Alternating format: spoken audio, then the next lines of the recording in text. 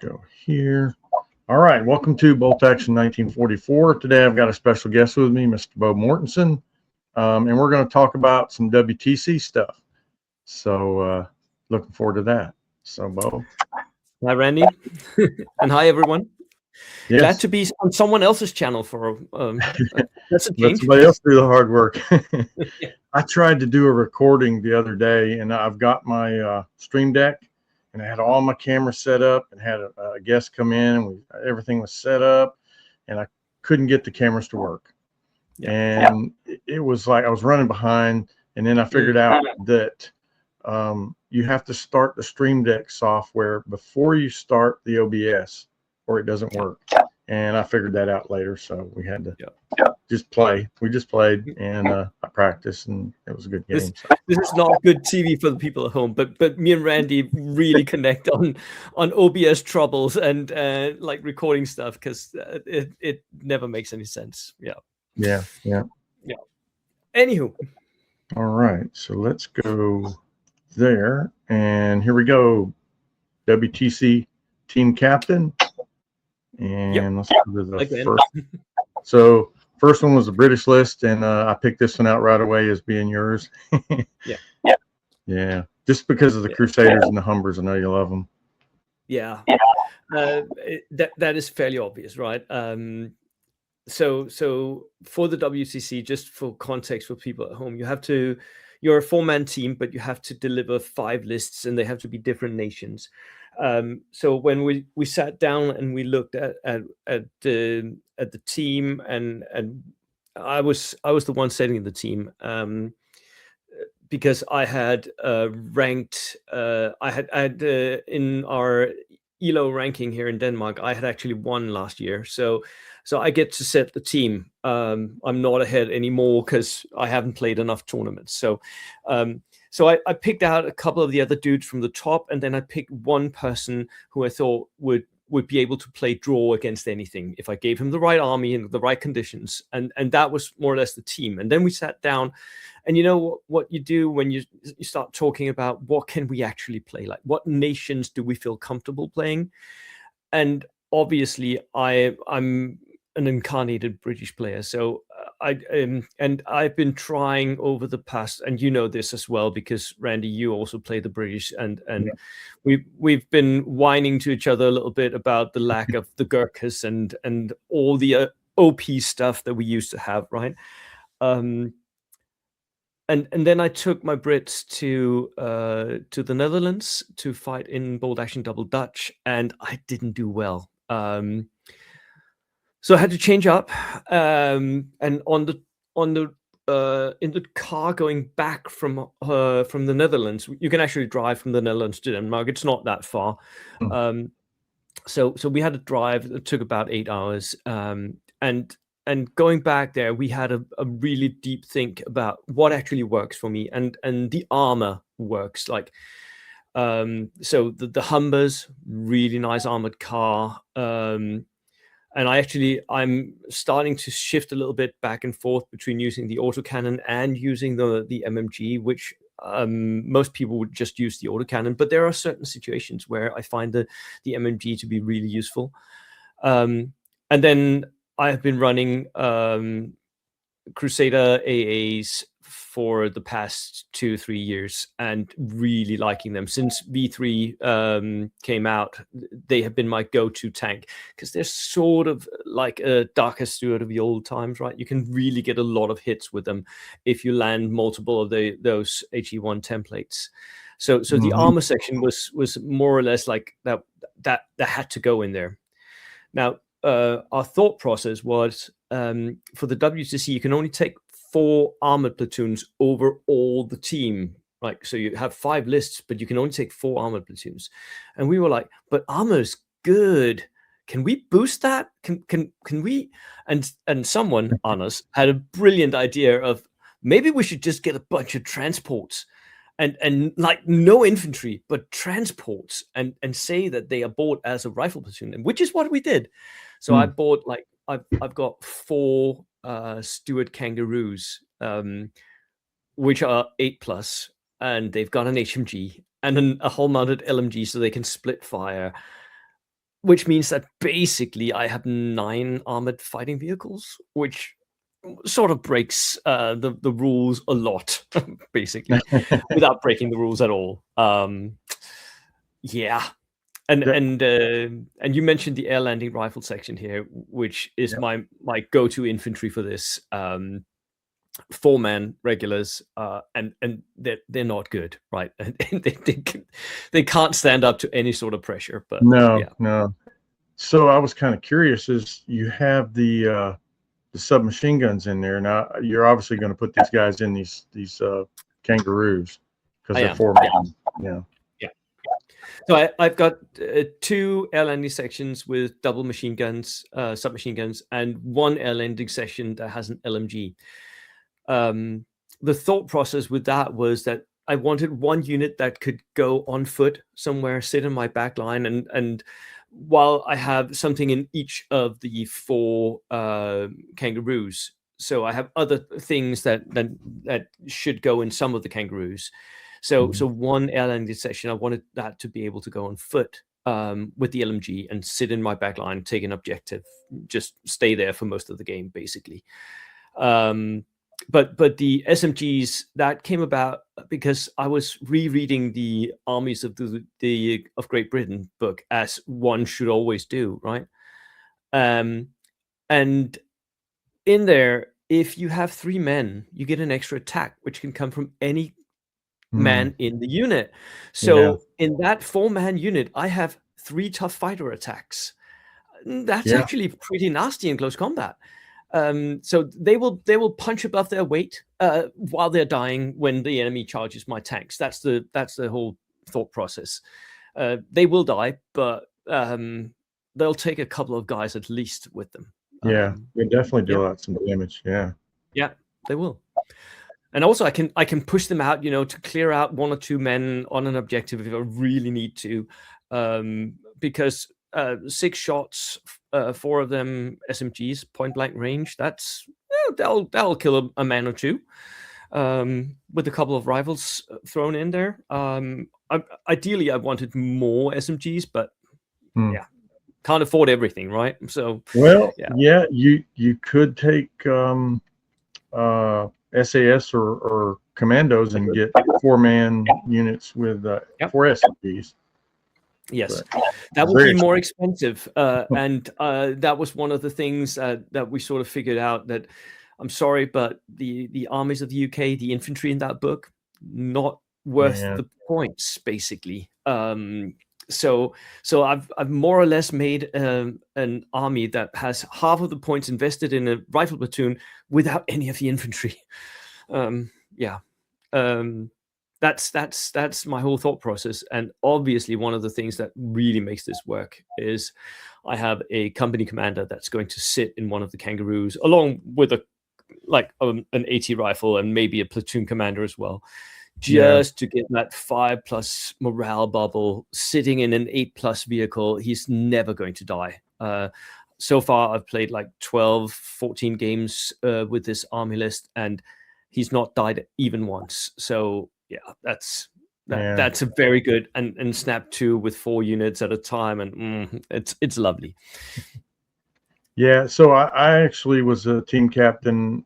We had a Axis versus Allies tournament, and so I was the Allied team captain, and there was another guy, and so I think we had maybe 4 players on each side, and we got down to the final round, and figuring up, our wins and losses. I'm like, okay, if I can get this one guy just to draw, I matched him up against John Ross because he was the worst player in our group. But I figured if you just play for a draw and we get that, we're going to win. And he came really close. I mean, he came really close to the draw, but it didn't happen. So yeah. And that's one of the things that you can do once you get into team play. You can bet on one guy playing for a draw. It's easier to get a draw than it is to get a win. Because you can go on ambush with a whole army, right? But we'll see in a minute what we've built for that. Especially if they have demolition, and I played that this weekend. And if somebody's really dead set on a draw, you're going to have a draw. But you're going to have a draw. Yeah. So let's look at the list for at the stage. There we go. And we can go over this list here. Yeah. So I see you got the platoon commander, which is the way most people run them, unless you're German. Yeah. The two air landing section. This is the two submachine gun guys. Yep. And you got the MP. Obviously, with all the tanks you got, the MP is going to be valuable. It is. In some missions, I might want to reserve or outflank stuff, and that +1 or ignoring the -1, which it is, that's just very valuable. And I also figured out that having them on foot is really, really detrimental because the inexperienced guys, they don't give themselves the bonus to come onto the table. No. So I actually lost the game in the Netherlands because my MPs did not want to enter the table. Come on. Which, yeah, that sucks. So if they're going to find send the in a points for a kangaroo Jeep, if I'm reserving. Yeah, Sorry? if you can find the points for a Jeep, that helps them. Well, a Jeep won't work because you got 4 guys, right? So yeah. It's nice if we can get the SAS Jeep that has a 4-man capacity. But maybe later. Company commander, yeah, I love these. I mean, just you know what I really find that's great about the company commanders is not just the morale bubble. I mean, with British, you could probably get away without him because the regular officers give you +3. But maneuvering units, so you can push units up in front of other units, knowing that next round my company commander can shuffle everything around. Absolutely. Shuffle everything. Yeah. It's really good. It is really good. Yeah. And you can see here the 94 points of a kangaroo. It is a very expensive transport. It is very expensive. And one of the worries I had when we started this build here is you still need, it's vulnerable to assaults. You still need to take tests if the enemy is closer. But what I find is that it rarely dies, especially to tests, because they have that 5+ bubble from the company commander. They're never failing that, right? Yeah. No matter how many pins they get. Yeah. It doesn't happen. So I have lost a couple to large units of Japanese that have assaulted me, and just, because any damage is a kill. But I haven't lost any to being too close to the enemy yet. Yeah, well, it is 8+ too, so that's a little better than the standard. Yeah. So how much more is the Kangaroo Ram? Oh, it's a little bit more expensive again, and it doesn't really have the HMG on top, which is what I wanted here. I wanted there to be something that had penetration value, so that I could be a threat, at least of pins, to enemy tanks. This list here puts out at least 9 pins to enemy tanks per turn, and that will pin down almost all enemy forces. Like if you have only 2 tanks, I'm pinning you out every single turn. You're not going to do anything. And that was the thought process. I wanted there to be an HMG on these, so I could have gone with White Scout cars or M3 half tracks, which I also own a bunch of, and they're a little bit less expensive, but they're 7+ armor, and ideally I wanted to boost it up to 8+, just so that I could ignore a bunch of enemy stuff coming at me. So that's why I'm running the Stuart Kangaroos here. Yeah, well, with so many of them, you can shoot 2 of them at one tank. That means no matter what they do, they're going to have a pin.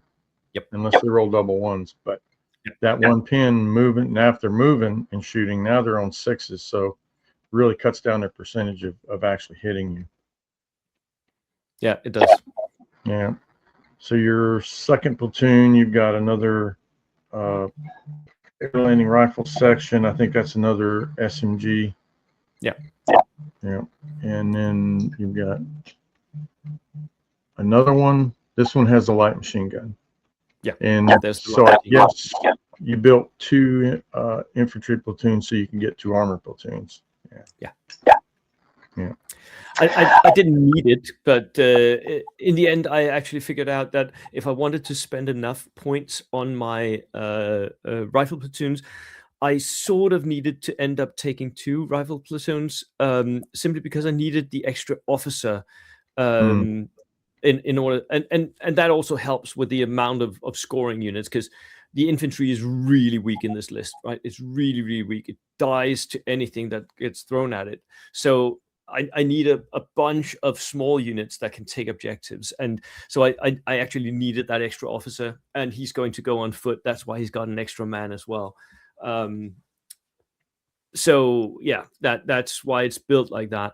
I could have taken 2 armored platoons. I didn't need to, because I didn't have the points to go double armored platoon though. So yeah. yeah. Okay. Well, all right. So the first armored platoon, I was looking at your command tank, and I was thinking, why not put the Crusader Mark One with the heavy autocannon in the command slot? Mm, Because that's something you want to outflank with and catch stuff in the side. mm. Use, That's funny that you should say that, because other people have suggested that I use the Lanchester or the Humber as my command tank. And so to have the 2 armored cars go on one flank and have one of them be the command tank, and they can sort of take care of themselves, and they have a little morale bubble, and um, I didn't want either. And it's for the very specific reason that I want one of my Crusader AA Mark IIs, the double light autocannon ones, to be able to go on its own. Especially, I wanted to go with an armored car, because the Crusader is a tank. It can run over infantry units, so it works really well in tandem with an armored car. So quite often I'll put those on one flank, and then have all the rest in the center. I'm not going to I say that now before the event. I don't think I'll outflank the heavy Crusader a lot. But we okay. shall see. Maybe the heavy Crusader, I like parking it in a ruin or a forest and just sitting there on ambush, shooting at enemy vehicles. That's really what I enjoy doing with that. It's there for the extra punch that the light autocannons can't really give unless I get really up close, right? Yeah, like a transport. Very dangerous to transports, Yeah. especially if they're loaded. Yeah. All right. So the Lanchester. Fantastic vehicle. Interesting choice. Yeah. So it has turret-mounted heavy machine gun. So turret-mounted MMG. Can you only fire one of those? Is that the You way can that fire works? both, but you have to shoot at the same target. Okay. Okay. Well, that's good, It is because I think fantastic. the Yeah. Humber Fox is the one that has both, but you can only fire one at a time. Yep. Yeah. Okay. So it's you can split fire 2 ways. That was one of my, like, I really wanted that in an armored car. You can split fire, so I can go for 2 units, but it's 9 shots. It's sort of in like Yeah. Darker Stewart territory again, right? Where I Yeah. can sort of mow down infantry a little bit. Really enjoy that vehicle. It's really good, Yeah. Yeah. and it's got Yeah. recce. Yeah, that's a plus. I like my Staghound for that reason. It Yeah, has all similar. Unfortunately, it's open topped, yeah, so this one is not that I see. So yeah. that's good. But you're running the Staghound AA, right? Yeah, With the double HMGs. Yeah, that I've got the model. I've yet to use it in the list, but oh, is it going on my? It is it's definitely good. going on my It's really table. good. Yeah. Yeah, yeah. All right, And then the and then Humber as the final vehicle. Yeah, yep, yep. Good. 17 order dice. That's a good count for all the armor you got. You know. Yeah. And that's kind of like my list that we'll talk about later. Is I had 18 order dice and I had a 76 millimeter Sherman. Wow. Yeah, and it was huge. Yeah, it was. Yeah. Yeah. Okay. Right. Let's see. All right, let's move on to. Let's see.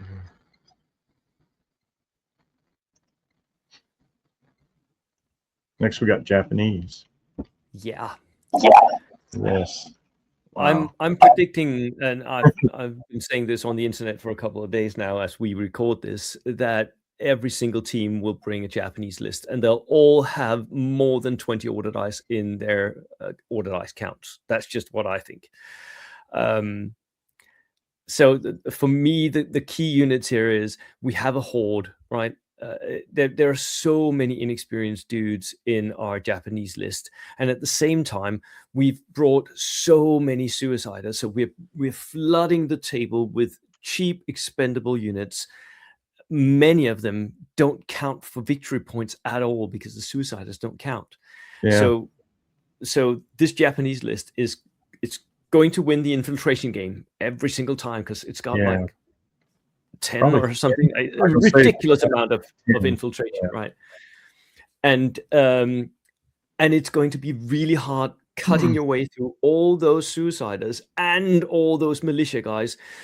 And at the same time, the list has heavy mortars that will sit there, zeroing in, shooting every single turn.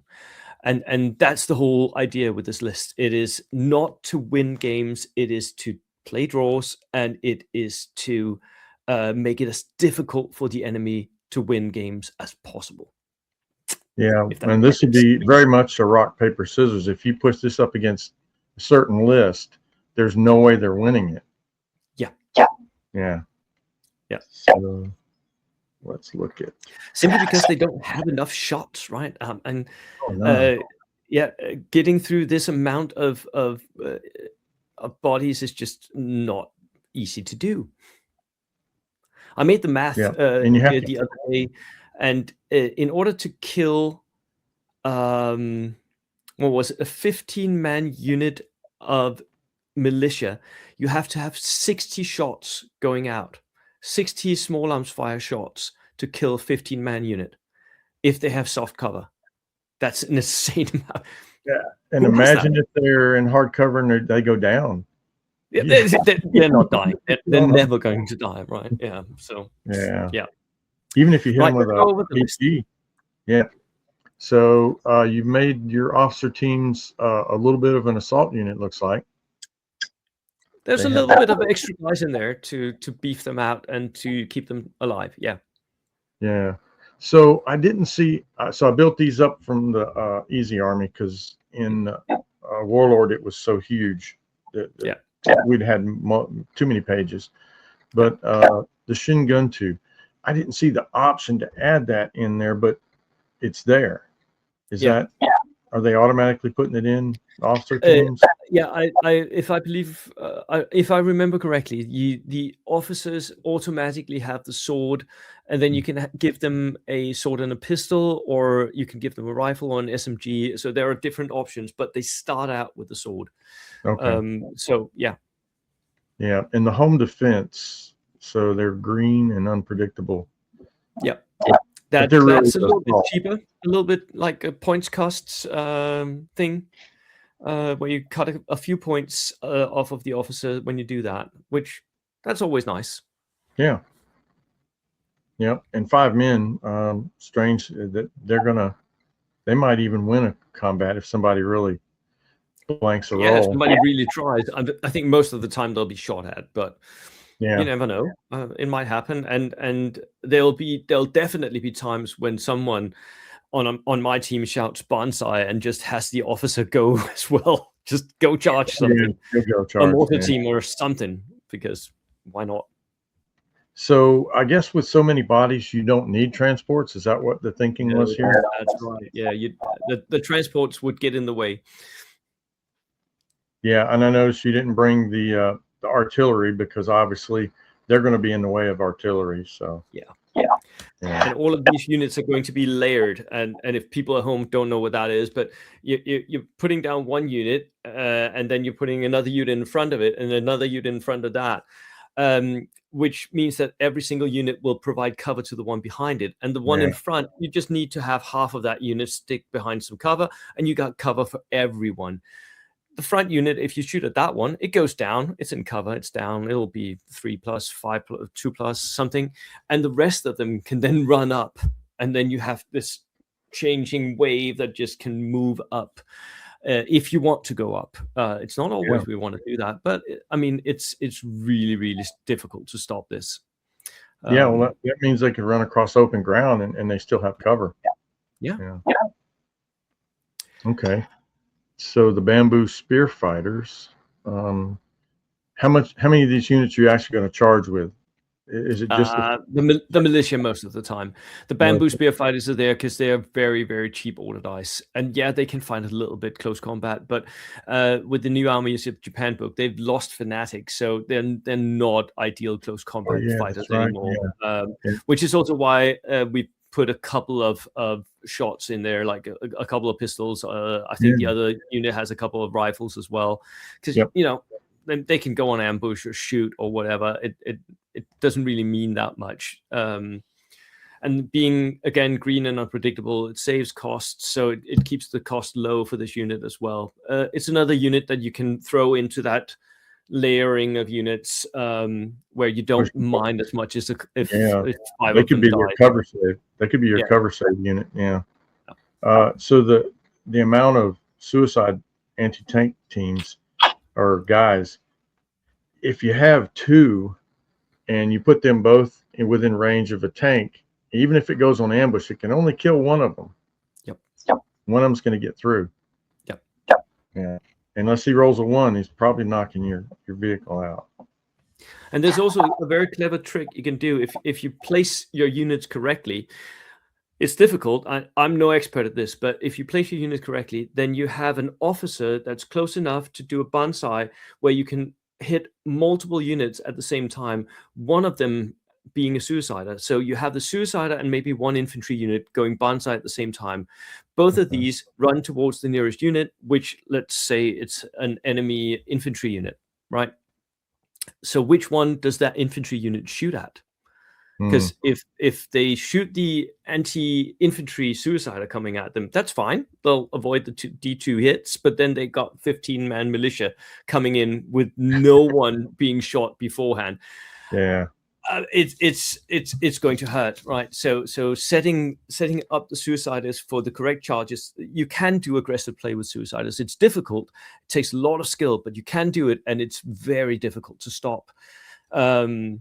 Other than that, they're just a threat range, right? You don't actually need to push them towards and kill tanks. The tanks will stay away from you because who would want to move up against that? Because at the end of the round, you push them out, and then you've got so many dice that you're pretty sure you're going to get the first dice in the next turn, and there you go. Yep. And another platoon, pretty much the same loadout. Looks like, almost identical. I think it is identical. And then let's see, heavy weapons platoon. So then we start with the mortar span. And boy, heavy mortars are nasty. And then with adding extra guys, it doesn't matter that they're inexperienced, because they can absorb the damage, and by the time they're dead, they've already shot enough during the game. They've got their points back, I would think. I think so. That's at least the idea. And we were playing around with maybe adding medium mortars into the mix as well.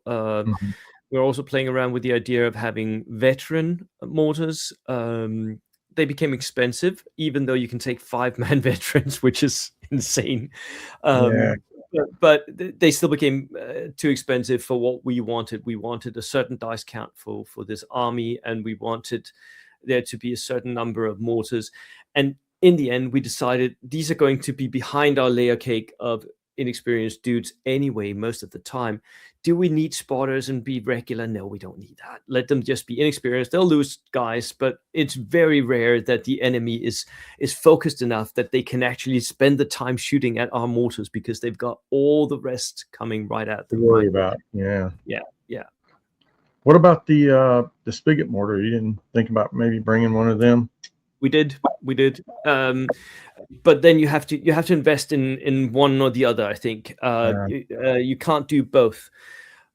Not really well anyway, because if you're buying the spigot mortar, you want all the extra guys, and ideally you want there to be one artillery piece of some sort to be veteran, so that you can move all your inexperienced dudes from the spigot mortar over, become veteran, and then later on, if the spigot mortar dies, have them go back and be veteran. I mean, it's just a very neat trick, right? And that's more of an investment that we were willing to go with for this list. It is good, it's very good, but it wasn't the direction that we wanted for this one. Yeah, so that begs a question. I don't think anybody's brought it up, but if you're recrewing, let's say turn one, can you completely empty a gun of inexperienced guys? No. You have to leave one. You have to leave one, but that's fine. The spigot mortar works with one guy, which is a bloody miracle. How can he even manage to man that? But it works according to the rules. So you empty it down to one, and then if the enemy shoots at that one guy, then you can recrew back. Yeah. So I noticed you have all infantry suiciders here. I was surprised you didn't take more tank. So that is down to the WTC pack. Originally, the first list that was made with Japanese here, we had 10 anti-tank suiciders. But you can only take 5 of a single unit type for the WTC, which limited us. So we could take 5 anti-tank suiciders, and then we could take 5 of the anti-infantry suiciders if we wanted to, right? So, and we actually figured out the infantry suiciders are actually pretty neat as well. They're really good to combine, as I said before, with the infantry, so that you have multiple threats against the same type of unit. But yeah, we wanted ideally there to be 2 of the anti-infantry suiciders. We wanted to be anti-tanks, because it's an amazing little deal, right? 14 points for a self-guided Panzerfaust that has its own order dice. It's really, really good. Yeah. And I think the other heavy weapons platoon is exactly the same. So just spamming out units. Yeah. Zero regard for historical thematic feelings, just spamming out. Wow. Yeah, and you can assault tanks with that many guys too. Yeah. Okay. So next list is the Polish list. Yes. Yeah. This is so I don't think anyone is in doubt. This is Michael Fia's list. He is at the moment possibly the best Polish Lancer player in the world. Arguably, there is a couple of the English guys who are also really, really good. But he's been doing really well also in international tournaments, although he is struggling with his motivation because cavalry has been nerfed and it's difficult to play, and assault cavalry is gone the way of the Gurkhas, more or less, right? It's not great anymore. But the key thing with this list is everything in the list has recce, with the exception of 2 units. Everything else in his list can recce. It's very, very difficult to kill him. It's very annoying. Yeah, I had, let's put this list up here. I had that comment from some of my opponents this weekend about my cavalry, how annoying it was. Because you ran your Ranger Cav, right? It's just so fun. Running Cav is so fun. I would highly encourage your viewers to do this, because it's difficult. They'll die a lot, especially in the start when you start running cavalry, but it's so much fun. Yeah. And he's got a lot of cavalry here. Even I think he puts about everybody he can on the horse. Yeah, everybody, like officers. We even had at one point we had medics on horseback in this list. That because there's that like so dirt cheap, you could run them in front of a tank and just say, "Do you want to drive up?" Well, I'm within 1 inch. You can't drive up. And if you shoot me, I'll wreck you away. I mean, it's just, you can do a lot of fun shenanigans with this. Mostly what was difficult about making this list was finding the right place to cut. How many veterans do you actually need in a Polish Lancer unit? And we ended up using 6. That's 12 attacks, tough fighter, if he needs to charge. That should be enough to win most close combats. But 6-man is small enough that the footprint of the unit becomes manageable, and that was what we wanted. By the way, you can also see here the 2 units that haven't got recce, which is an anti-tank rifle and a civilian car. Yeah. Yeah. I wonder, well, see, you had 2 infantry platoons. Maybe if you'd have taken a recce infantry, you could add the civilian car into the recce. And then that way, I'm guessing you're going to put the anti-tank team in the car. Yes, obviously, yeah. Most of the time. The reason why we took 2 rifle platoons was in order to double up on the tank platoons, because this is actually one place where we spent 2 of our 4 tank platoons on this Polish list. So that's why we had to go for double rifle platoons, and that was me as the captain who said to Michael, "This is what I want you to do. I want you have to spend 2 full armored platoons as much as possible." He almost made it. It was a question of do you run the last few armored choices as Renault FT-17s, and they're just such a crap tank. So he didn't want to do that, and I finally relented and said, okay, let's find something that has recce for you then, but still is cheap enough that we can have enough armor choices that we will overwhelm your opponent with armor. And that's what we did. So if you scroll down, people can see that our armored platoons are basically us spamming out 5 TKS tankettes and then adding in the WC something, which is an armored tractor that has recce. Yeah. And it looks like you have a turret MMG. So yeah, that's not bad. And it's fairly cheap for something that has recce, right? It's not very good, and it looks terrible. Let me say, it really is a tractor that has armored plates bolted onto it. Oh wow! It's horrible. It's horrible looking, but it has recce for some miraculous reason. It has recce. So how does it have recce? I don't know. It doesn't look quick in any sense of the word at all. No. Is there some other choices too? Didn't you have? Okay, no. There's another list that has an experimental gun. Yes, but, that'll come up as we talk about our German list. Yeah. No, the TKSs all have the whole mounted autocannon, which is like very, very good for the points, especially on a recce vehicle, and especially because it's so the TKS is tiny. It's tiny. Like half the height of a man. It's very small. You can very easily hide it. Yep. And then hiding it, and so many of them you can get around into flanks with people. So yeah. All right. Let's see. Next list is the German list. Now, the German list is a bit of an odd one. It's one of those where we save points on some units in order to boost other units.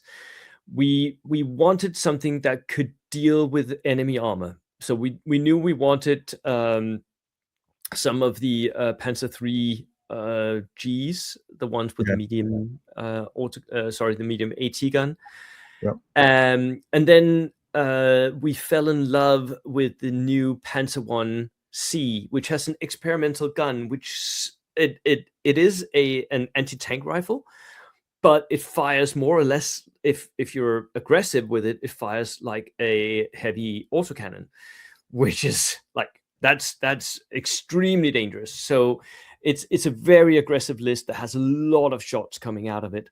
And that's the whole idea, leaning into armor again, aggressive armor. Yeah.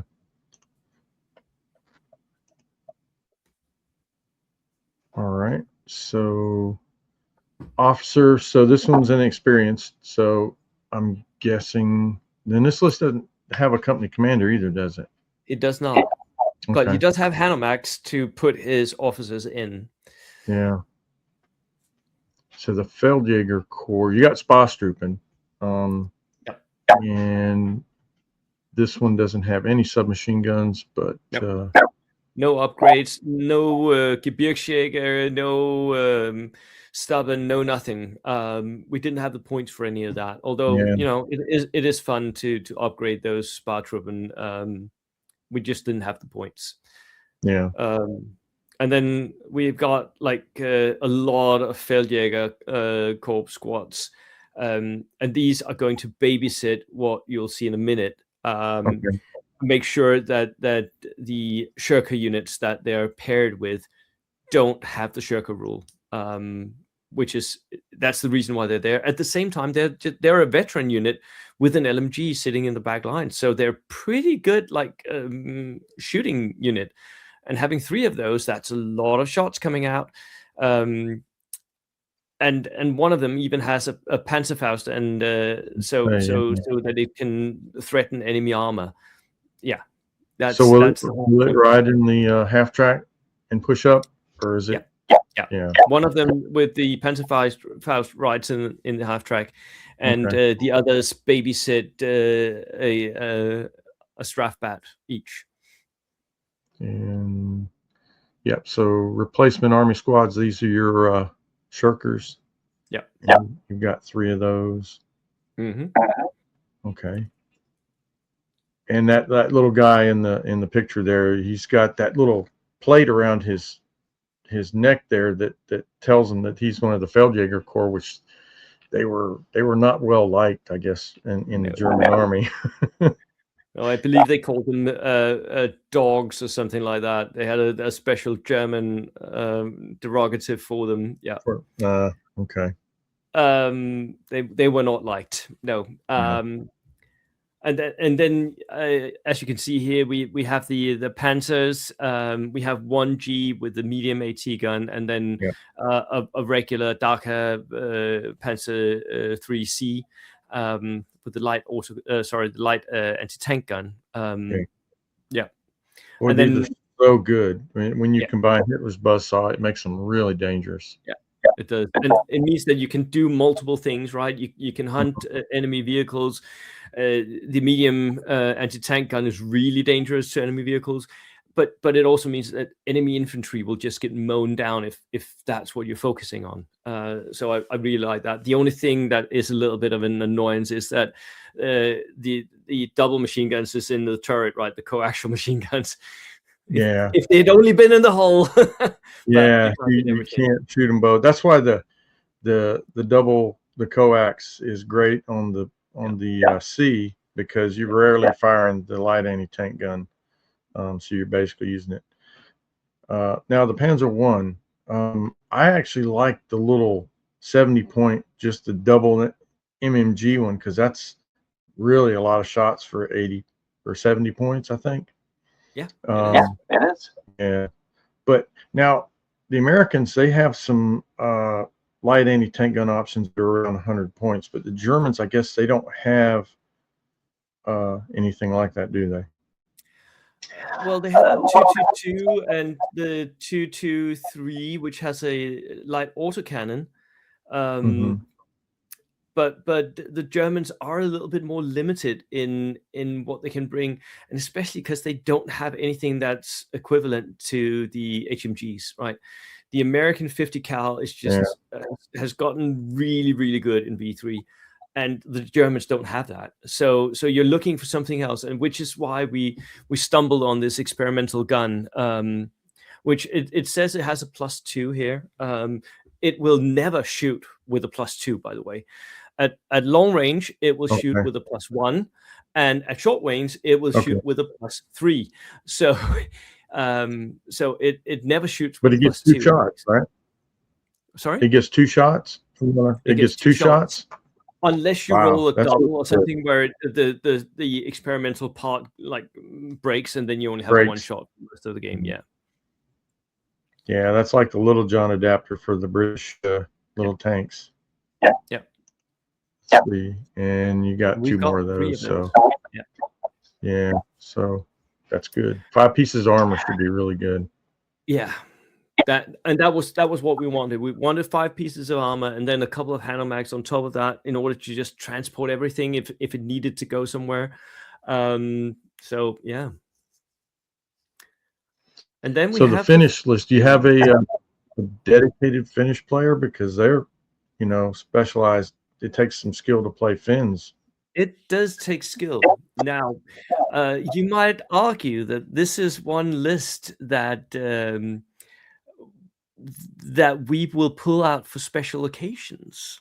Um, it's no great secret, and as we're speaking, I think I will also put out videos in the next couple of days explaining this. But the Polish list is really vulnerable in some missions, and we wanted a list that could supplement that, so that we could change out the Polish list for something else. And so we wanted something that was extremely durable, something that really couldn't die. And this is what we came up with: a list that really can't die. So it's all infantry fins, no armor. We've got a bunch of the Sissy recon vets, and then heavy mortars to see if we can reach out and kill something. Yeah, that's the So whole idea. my first thought in looking at this is Masters of the Hunt with 2 Mhm. Panzerfausts. So they're going to advance up and go on ambush with Mhm. Panzerfausts all over the Yes, place. isn't it I mean, fun? armor is just, where's armor going to go? It's not. It's not. That's the whole point. This is an army where you really can't approach, because a lot of the CC units have SMGs, so you don't want to approach with infantry. Yeah, Um, a lot of them have Panzerfausts, and they will be on ambush. You don't want to approach with armor, and if you don't approach me, then I'm just going to sit here in cover with everything on ambush. If you shoot at me, I may go down, which means I'm not going to die. And then every single turn, we've got 4 heavy mortars zeroing in via their spotters. Something is going to give. basically hammer and anvil list. Yes. Very much. So you've got 6 guys, which, because of fins, you want to lose 3 guys. So Yep. you upgrade to super veteran. And once they become super veteran, you're not getting rid of them. Nope. You're gonna have to kill every single one to get rid of a unit of these guys, and they're going to sit obviously pretty close to each other, so they'll be interconnected. They'll be helping each other. If one unit gets whittled down a bit, the next 2 units will be shooting at whatever is threatening it. It's going to be really difficult to kill many of these guys. Yeah. You're gonna say, I think I just okay. So there's another. Now you have 2 rifle sections with light machine guns. So these will be like kind of like your backline Yeah. holders to lay down some suppressive fire. Yeah. Because everybody And, else has submachine guns, right? yeah, and they will, most of the time, they'll, if we feel like they're a vulnerability, they'll hide. We're perfectly happy putting them in reserve or outflank, um, because they may not be needed. But it's Right. nice sometimes to have that little bit of range that can, there's a mortar zeroing in on me. Well, I'll start shooting at it, see if it goes away. Yeah. That's the thought process. We're having just a couple of these in the mix. Okay. Yeah, and heavy mortars are so good. Yeah. They are. And you got spotters, so they're not going to be exposed. No. Yeah. Yeah. All right. And is that it? That's it.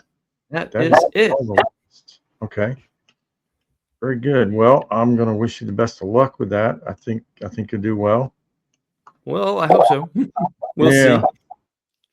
Let's see. Let me do that right there. Okay. Yeah. So, and then I guess we can talk about my tournament this past weekend. Yeah, let's. I went Because to you actually you went and won something, didn't you? yeah. So I have Can we see the prize? Yay! gold. It's gold. Yes. First place. And so I had been, of course, when the Gurkhas went away, even when I tried to play them, they just didn't work. I Yeah. went to SAS and they did okay. I mean, I placed, but just couldn't quite get over the hump with them. So I started playing Americans and went back to my Americans. At first, I started a bunch of Rangers, and I had Rangers with DACA Stewarts and an M16, and I actually made 2 top tables with those lists, and lost the game, very close games in both tournaments. So I think Russell Wright is probably the one I saw trying this, and I was like, okay, cavalry, I want to try it. So I upgraded my. A recce platoon, right? A recce platoon Yep. with a unit of Filipino scouts, so that you can take horses for your observer and maybe your officer as well. Yeah, so let's see here. Let me add this to this. It's a brilliant build. It's such an exploit, but I freaking love it. It's so good. Okay, this should. Okay, it's not. Let me do it. Let me. We still got the fins on here. Yeah. I'm gonna do that.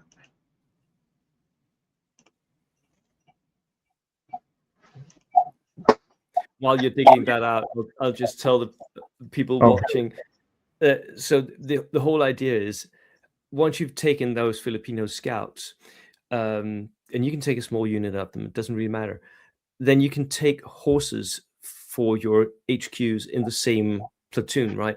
So if you're taking them in a recce platoon, you can take an air observer that now has horses.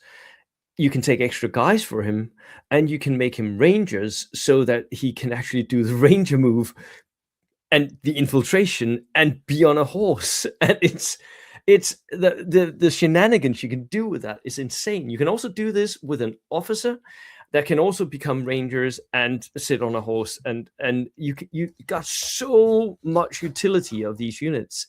But I think especially with an air observer, simply because you can call that down that airplane, and you just need a fire order at any one point, right, in order to do that. So it's a really cool concept, and yes, it was Russell Wright who initially made me aware of this idea, and it's one of those few things that where you look at the armies of the US. The armies for me of the US is not a great book, right? It's an average book, but I mean, it's just one of those exploits where you go like, oh, this is clever. Yeah. Right. So here we have your list, Randy. 18 order dice. I like that order dice count. You got the company commander in there. Yep. So the company commander was absolutely massively huge. Yeah. I can't say enough about him. Just making everything go. And in this little weasel. So I used to put him in the scout car, which was bigger. Yeah. In the British, I put my company commander in the LVT, which is near impossible to hide. It's going to get shot at. Yeah. But this little thing can hide just about anywhere. And it kept him safe, kept him moving, kept him doing and what. It's 7+. I mean, it hasn't got anything to shoot with, but it's 7+. Yep. And it can put 5 guys in it. So if you're in a movement scenario, I can load up officers and inside this thing and push them across the board and score points with it. Yeah. And then so the first platoon, inexperienced officer pistol. We've got the gliders. You going more or less the same route that I am with small light units, regulars. One of them 4-man, one of them 5-man LMGs, backline holders. Perfect. Love them. Yeah, I had extra points, so one has 5. Yeah. These guys did exactly what they're supposed to do. I put them together. Yep. And I would use suppressive fire and put 2 pins on a unit where my scouts were trying to push up and attack. So it kept the enemy pinned down at the point of attack. See, isn't that brilliant? Yeah, most of what me and Randy are talking about here is like exploits and gamey things, but this is real tactics. That's what you do if you want to advance in real life. You put down suppressive fire. It's real stuff. It's good. I like the third game. We'll talk about the missions at the end, but this won me the last game in addition. So here's the cheese. We got the Rangers. made them 6-man veteran, gave them SMGs, and I took the one Filipino scout squad, which gave me horses for both my observer and my rangers. Yeah. And It is a very expensive unit, that officer, ranger, scout, horseback thing, but oh my god, does it have so many special rules. yeah, I'm going to say that the Ranger Cavalry won me all 3 games, without a doubt. The first game we had it was kill points, but my opponent put a sniper in a church bell tower in the middle of the board. When my Rangers lead the way, they ran up 18 inches before the game starts. And so I had 18 dice and he had like 11 or 12. And so I got first dice. I dismounted. I submachine gunned the guy to death. And then I advanced into the church and held the church for the whole game. And as he was pushing up, I just kept shooting him. I think I killed like 3 units. Wow. With this Ranger squad before they died. So I'm winning the kill point mission right there. And a clever thing that Randy has done here is also put the lone artillery observer on a horse, giving him a pistol, makes him a little bit more, a little cheaper. But that horse means that if he's shot at, he'll recce. He'll move away. He won't just sit there getting killed. He'll just move away behind line of sight blocking cover. Brilliant. I've even put him in right in front of a sniper and just like, oh, please shoot at him because I'm going to get out of the way and waste your shot. But because he's also spotting for my my land mattress, my rocket launcher, it keeps him safe. And even if he recce's, he can still spot. It's And the Filipino scouts. You've made him an artillery observer, not an air observer, which is an interesting choice. Yes. Most American players would run air observers, I think. But the artillery observer obviously gives you reliable pins instead of I mean, it's a lot more dependent on your opponent. How much flak do they have? How don't they have?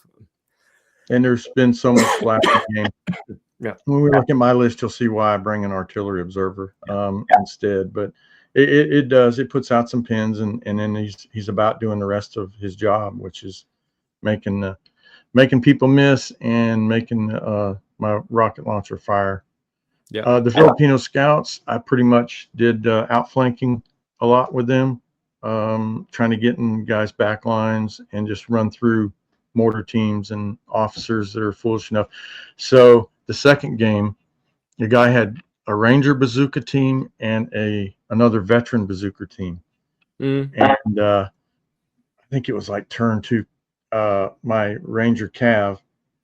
I poked one guy around the building so I could see him. Start turn. The next turn, I charged his bazooka team, and he shot and missed. I wiped them out, and then he was pushing up with his other bazooka team. And when I consolidated, I moved to where I could see the other one. So the next turn, I charged him. I killed them both, which freed up my M16 to do a lot of damage. And that was he had a big tank. Randy, what you're saying here is basically textbook cavalry. It's what I've done videos about. It's exactly how you run cavalry. I mean, you should do my tactics videos from now on. That's exactly what you do. That's exactly what you do. Perfect. And it takes some getting used to. I'm going to tell you, I went through some bumps and bruises to learn how to play this, but it's worth it when you sit with the gold. So heavy weapons platoon, I've got the medium mortar because I just like the indirect fire. And I have the light mortar because it's nice to be able to advance. And with the 3-man unit, you can poke one guy out around a building, get hard cover. And then I took the heavy weapons rifle team, made them Rangers. They're really good at pushing up and getting objectives. And then you can come back up and reinforce them afterwards. And really survivable. I don't think I lost them in any of my games. 3 veterans will absolutely survive for at least 3 turns of being exposed to, and also just the enemy won't prioritize them because they've No. got all your cavalry to worry about, and Yeah. the pins coming in from your artillery and your tanks, and I mean, they've got so much other stuff that they'll ignore those for at least a couple of turns, and then Yep. once they get to them, they're already on the objectives and they're already a problem. Yeah. Yeah. So armored platoon, M15, M16, M15, and a Sherman. Wow. 76. So originally I was running a Hellcat, and Yeah. I found that the Hellcat's just as good at killing, but I have to recce so much because an anti-tank rifle shoots at you. What do? I got to decide. But with this, you got to hit it with something heavy to take it out. So it was reliably sitting there.